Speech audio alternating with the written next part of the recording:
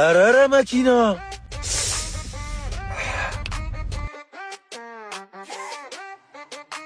የሀብታም ልጅ ነቻ።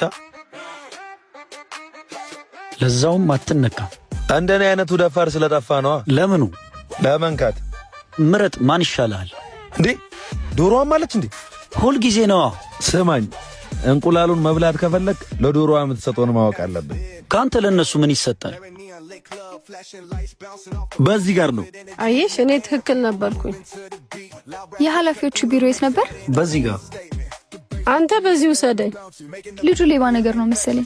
ያውም እልል ያለ ቆንጂዬ ልጅ አሉት። ያለ ማመዳት ነው ልጅ የሚወስዳት።